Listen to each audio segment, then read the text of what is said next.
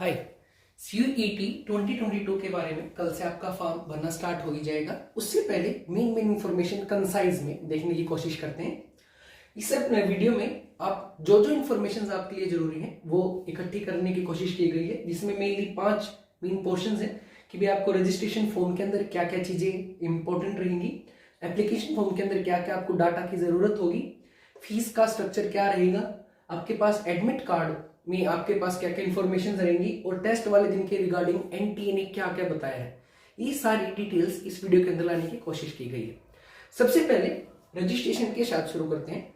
Registration से पहले NTA ने बिल्कुल साफ कहा है कि आपके पास एग्जामिनेशन फॉर्म या जो रजिस्ट्रेशन फॉर्म आप फिल करेंगे उसकी आपको रेप्लिका प्रोवाइडेड होगी। किसी भी एक हाइपोथेटिकल नाम के साथ, फोन नंबर्स के साथ आपको एक रेप्लिका दी जाएगी जिसमें आपको सारी इंफॉर्मेशन कि क्या क्या हो सकता है, कैसे कैसे, वो सारी दी जाएगी।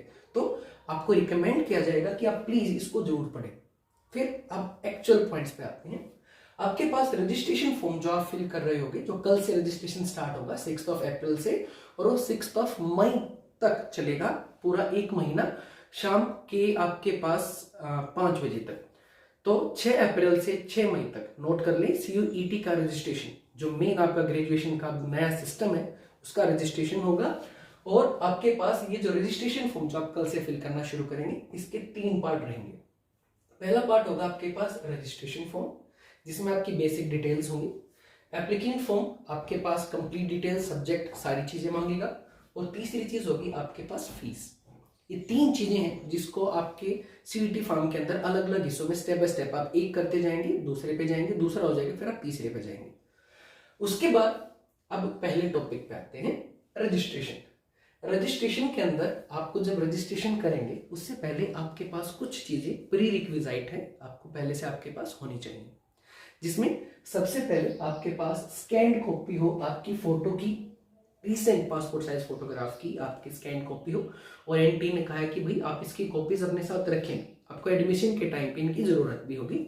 साथ में आपका स्पेसिमेन सिग्नेचर, प्लीज इसको सेम ही रखें। 12th के बच्चे कई बार इस चीज को चेंज कर लेते हैं, कहीं कुछ कर दिया कहीं कुछ, तो इसको प्रिजर्व रखें और एक ही साइन रखें ताकि एग्जामिनेशन टाइम पे आपको दिक्कत ना आए।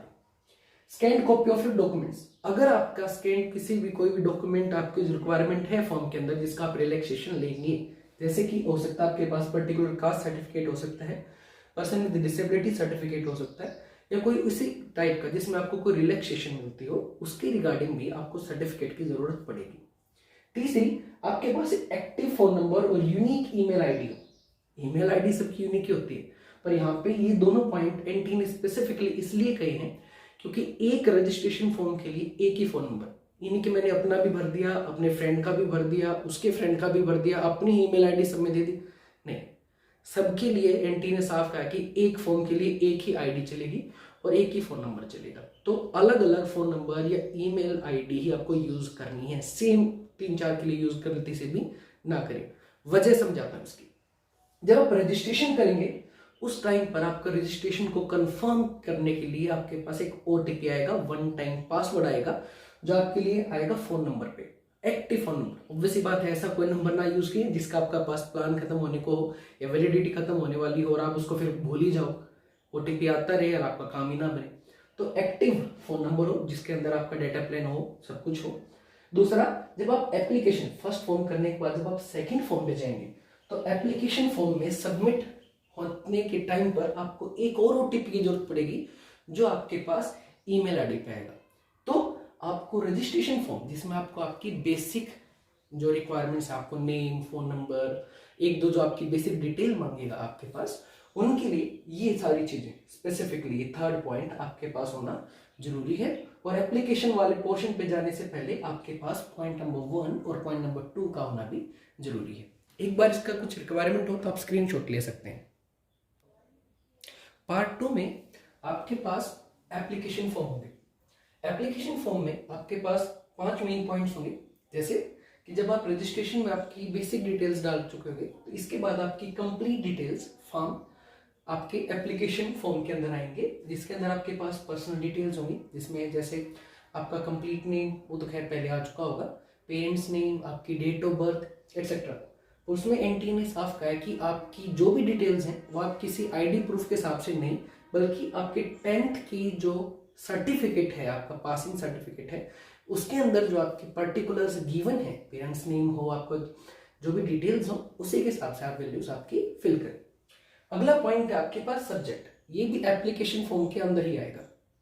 सब्जेक्ट पर एनटी ने बिल्कुल साफ कर दिया था, पहले भी पिछली वीडियो में मैंने आपको समझाया भी था, डिस्क्रिप्शन में आप उसको जाके देख सकते हैं कि आपके पास मैक्सिमम 2 लैंग्वेज, 6 सब्जेक्ट या 1 जनरल पेपर आप दे सकते हैं, या फिर आप 3 लैंग्वेज सिलेक्ट कर सकते हैं। 3 लैंग्वेज सिलेक्ट करोगे तो आपको 5 सब्जेक्ट कोई भी सिलेक्ट करने होंगे और 1 जनरल पेपर तो है।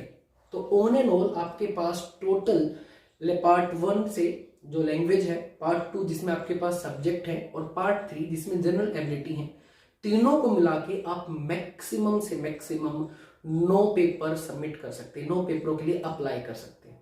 अब उसमें ये है कि अगर आपने 2 लैंग्वेज ली हैं तो आप 6 सब्जेक्ट ऑप्ट कर सकते हो, ठीक है। और अगर आपने 3 लैंग्वेज ऑप्ट की हैं तो आपका 1 सब्जेक्ट का चांस खत्म हो जाएगा। उसके बारे में भी थोड़ा सा और डिटेल में देखो तो आपके पास लैंग्वेज के अंदर टोटल 50 क्वेश्चंस आएंगे, जिनको करने के लिए आपके पास 45 मिनट्स होंगी और 40 क्वेश्चंस करने होंगे आपको। 10 ऑप्शनल्स होंगे। इनके अंदर आपके पास मेन लैंग्वेज के अंदर जो आपके पास एनटी चेक करना चाहेगी वो आपकी रीडिंग एबिलिटी और समझने की कॉम्प्रिहेंशन पावर्स को ही चेक करना उनका मेन एम रहेगा। लिटरेचर के अंदर वो ज्यादा डेप्थ नहीं चाहती है। दूसरा सब्जेक्ट स्पेसिफिक, ये सबसे ज्यादा मेन पोर्शन है, क्योंकि ये तो डिफाइन करेगा आपको आगे जाके पढ़ना क्या है, चाहते क्या हो। तो इसमें भी आपके पास हर एक सब्जेक्ट के 50 क्वेश्चंस आएंगे, जितने भी आपने ऑप्ट किए हैं, 5, 6 या 4, जितनी आपकी मर्जी है। मैक्सिमम आप 6 ऑप्ट कर सकते हैं सब्जेक्ट। तो इसमें 50 क्वेश्चंस आपको दिए जाएंगे हर एक पेपर के, और आपके पास उसमें से 40 क्वेश्चंस आपको ऑप्ट करने हैं, 10 आपके पास ऑप्शनल हैं और उनको करने के लिए आपके पास 45 मिनट मिलेंगे। एनटी ने अब की बार बिल्कुल क्लियर कर दिया है कि जेई की तरह या नीट की तरह या किसी और एग्जाम की तरह जहां पे 11th और 12th दोनों को मिक्स करके देते थे, अब की बार एनटीए ऐसा कुछ नहीं कर रही। एनटीए का पेपर सिर्फ और सिर्फ एनसीईआरटी बेस्ड ही होगा, और वो भी सिर्फ 12th की एनसीईआरटी, 11th की भी एनसीईआरटी बेस्ड आपके पास क्वेश्चंस नहीं दिए जाएंगे, सिर्फ एनसीईआरटी के अंदर से क्वेश्चन आएगा। उसके बाद थर्ड है आपके पास जनरल पेपर, पहले भी बात हुई थी, सबके लिए एप्लीकेबल नहीं होगा।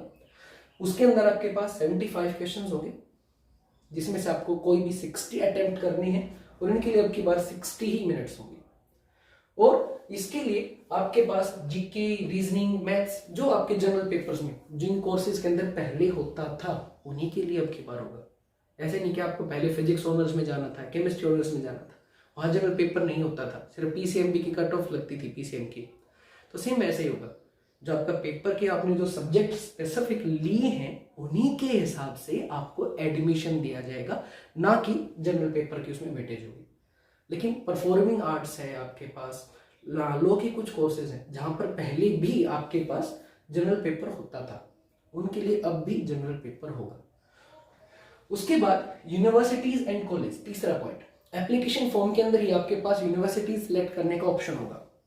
दो, आपको टेस्ट के बाद सभी यूनिवर्सिटी में जाके अपने आप को फिर से अप्लाई करना पड़ेगा, लेकिन फिलहाल आपके पास यहाँ यूनिवर्सिटी सिलेक्ट करने का ऑप्शन होगा, और जिसको आपने सिलेक्ट नहीं किया आप वहां पर एडमिशन के लिए अप्लाई फर्दर नहीं कर पाएंगे। तो यहाँ पर आप जितनी यूनिवर्सिटीज में चाहें, कोई कैप नहीं कि 5 में कर सकते हो, 6 में कर सकते हो, नहीं, कोई कैप नहीं। सभी यूनिवर्सिटीज में आप जिनमें आप चाहते हो, जितने भी ऑप्शंस आपके पास हो, सभी में आप इसके लिए अप्लाई कर सकते हैं। उसके बाद है एग्जामिनेशन सिटीज, ये थोड़ा सा इंपॉर्टेंट पॉइंट है एप्लीकेशन फॉर्म का। यहाँ पर आपके पास 4 ही ऑप्शन दिए जाएंगे आपको, और वो 4 ऑप्शंस जो है, मतलब 4 ऑप्शन भरने हैं, पर जो ऑप्शंस आपको दिए जाएंगे वो ऑप्शंस आपके प्रेजेंट एड्रेस जहां पर आप फिलहाल हो और आपका परमानेंट एड्रेस जो आप इसके अंदर भर रहे होगे एप्लीकेशन फॉर्म के अंदर, उन्हीं के बेसिस पे जनरेट होंगे। तो यहाँ पर आपकी जो नियरेस्ट सिटी है उसको ले। एनटी ने कहा है कि हम कोशिश करेंगे कि यूनिवर्सिटी दें, लेकिन अगर नहीं हुआ तो हमारा अधिकार है, हम जहाँ पे भी आपके लिए हमारे लिए सूटेबल होगा वहीं पे आपको सेंटर देंगे। तो ये पॉइंट थोड़ा सा ध्यान से, अपना प्रेजेंट और परमानेंट एड्रेस इस हिसाब से बने कि जहां पर आप पेपर के टाइम पे हो। पेपर आपको पता ही जुलाई के फर्स्ट हाफ के अंदर होना ही है, first week and second week में।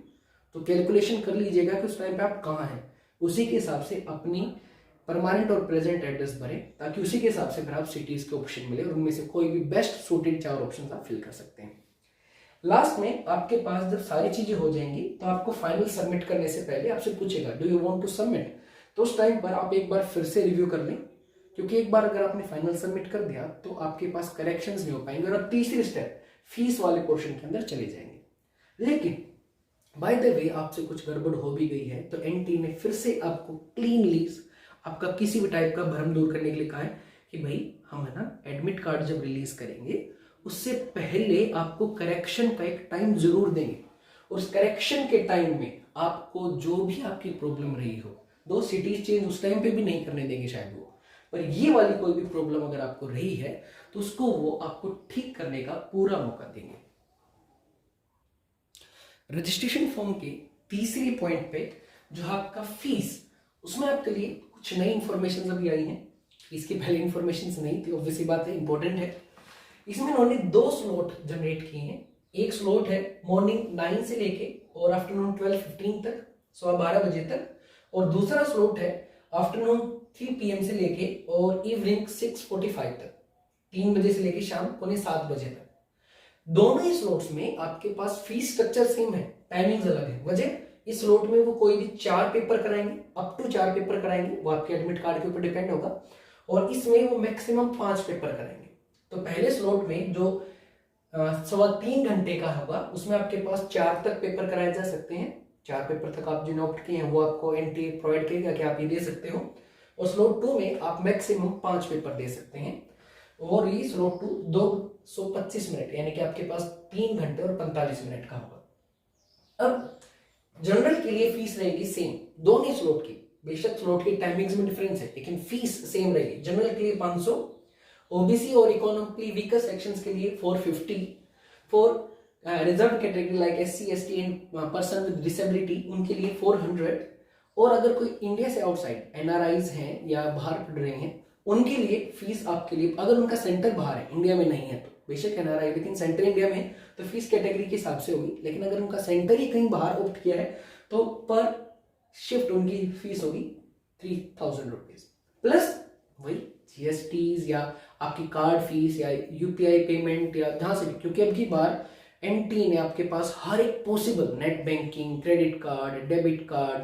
हर एक फैसिलिटीज जितनी भी होती हैं सारी फैसिलिटीज यहाँ पर आपको पेमेंट के लिए दी होंगी। तो ऑब्वियसली बात है कुछ के आपके पास चार्जेस लगते हैं तो वो चार्जेस भी यहाँ पर आपके पास एप्लीकेबल रहेंगे विद जीएसटी, तो इनके साथ थोड़ा बहुत पैसे और भी लगेंगे। नेक्स्ट, जैसे ही आपकी फीस सबमिट होगी तो आपके पास कंफर्मेशन पेज, जिसमें आपके पास एप्लीकेशन फॉर्म प्लस फीस की रिसिप्ट की आपके पास एक प्रूफ दोनों ही जनरेट होंगे, जिनके आपके पास एप्लीकेशन नंबर होगा। एप्लीकेशन नंबर के अलावा उसके अंदर आपके पास जब आ जाएगा तो आपके पास जो फीस का प्रूफ है, फीस के प्रूफ के अंदर भी उसका नंबर होगा, जो ट्रांजैक्शन आईडी जनरेट होगी वो भी होगी। अगर वो आपके पास जनरेट हो जाते हैं दोनों, तो आप एनटी का कहना है कि आप फटाफट से उनकी 3 प्रिंटेड कॉपीज अपने साथ रख लें, हार्ड कॉपीज रख लें, जो आपको एडमिशन के टाइम पे जरूरत होगी। साथ में आपके पास जो फीस प्रूफ है जैसे भी आपने भरी होगी उसका भी प्रूफ यहाँ पे जनरेट होगा, उसकी भी आप 3 कॉपीज अपने साथ में प्रिंटेड कॉपीज साथ में रख लेंगे। अगर बाय द वे, अब यहाँ पे आते हैं कुछ छोटे छोटे डाउट्स, अगर जनरेट नहीं हुई तो कहा कि हाँ बैंक के सर्वर की वजह से या बिजी होने की वजह से टाइम लग सकता है, तो ऐसे टाइम पर आपको कहा गया कि आप 24 घंटे तक वेट करें, 24 घंटे के बाद आपके पास फी पेमेंट होगी, तो 24 घंटे तक वेट करें। 24 घंटे के भी बाद अप्रोक्सीमेटली 27-28 घंटे के बाद भी अगर ना हो तो आप मान सकते हैं कि आपका ट्रांजैक्शन फेल हो गया है, और जो भी पैसे अगर आपके अकाउंट से डिडक्ट हुए हैं तो वो आपको रिफंड हो जाएंगे, और सीधा मीनिंग है आपको फीस फिर से भरनी पड़ेगी। कीप इन योर माइंड, आपको सिर्फ फीस भरनी है, फॉर्म दोबारा नहीं भरना है। और अगर आपके पास ट्रांजैक्शन फेल्ड हो गया है या आपका नहीं आया था, आपने जल्दी जल्दी फिर से भर दिया, फिर से फीस चलेगी, तो डबल फीस अगर चलेगी तो भी टेंशन की बात नहीं है, आपके जो पैसे गए हैं एनटी ने कहा हम आपको वापस दे देंगे सारे के सारे। लेकिन अगर फिर भी दिक्कत आई तो मेरे डबल मैंने पे कर दिया, पैसे नहीं आए, ट्रांजैक्शन आपके पास फेल हो गया है, पैसे वापस नहीं आ रहे हैं, तो ऐसे टाइम पर उनकी जो हेल्पलाइन, जो उनकी साइट है और जो उनकी हेल्पलाइन नंबर है, आप उनके ऊपर अप्लाई कर सकते हैं।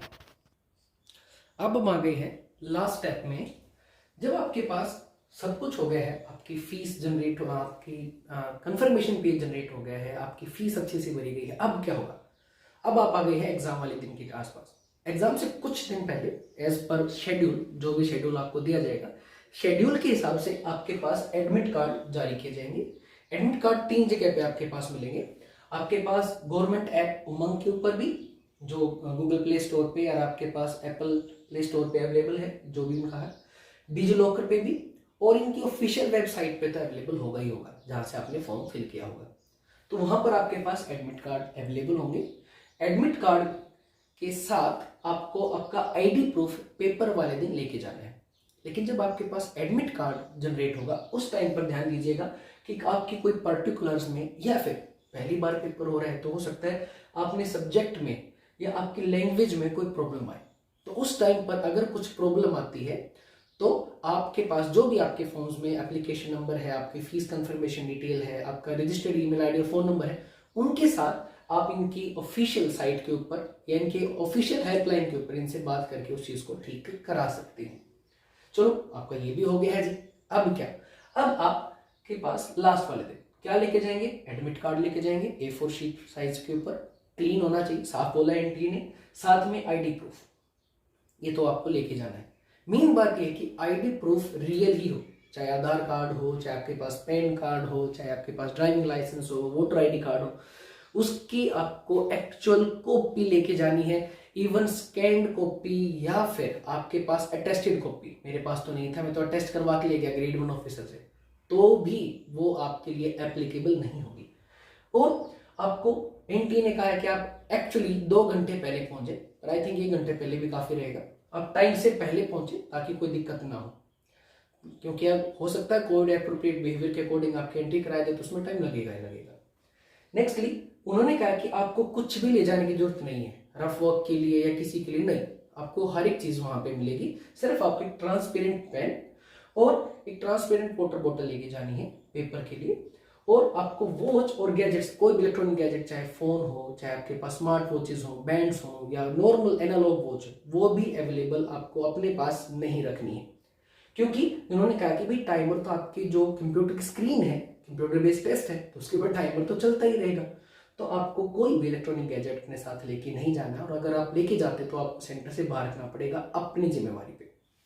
उसके बाद आपके पास, अगर आप पेपर में बैठ भी गए हो, पहुंच गए हो, अच्छे से एंट्री कर गए हो, अब आपके पास यहाँ कुछ चीजें, क्योंकि बहुत सारे बच्चे फर्स्ट टाइम ऑनलाइन पेपर दे रहे होंगे, तो वहां पर आपके पास कुछ प्रॉब्लम्स हो सकती हैं। हो सकता है आपकी स्क्रीन के ऊपर जो आपका कंसाइन, जो आपका डेस्क है, उस पर आपका नाम ना आए, या हो सकता है आपके वो सब्जेक्ट्स ना दिखाई दे जो आपके एडमिट कार्ड में है। तो ऐसे अगर कोई भी प्रॉब्लम होती है तो आपको इन्विजिलेटर से डायरेक्ट वहां पे बात करनी है, वो आपकी चीज को सॉर्ट आउट करेंगे। दूसरी चीज, बहुत बार ये प्रॉब्लम बहुत आती है कि पेपर करते करते आपका सेटअप, जो भी कंप्यूटर है उसके अंदर कुछ गड़बड़ आ जाती है, वो हैंग हो जाता है या और कोई प्रॉब्लम आ जाती है, स्टॉप हो जाता है। तो ऐसे टाइम पर स्टूडेंट डर जाता है। तो डरने की कोई जरूरत नहीं है, अपने इन्विजिलेटर को इन्फॉर्म करेंगे, इन्विजिलेटर आपको दूसरा सिस्टम प्रोवाइड कराएंगे। और सबसे अच्छी बात, जहां पर आपका सिस्टम रुका था, आपका टाइम वहीं से शुरू होगा।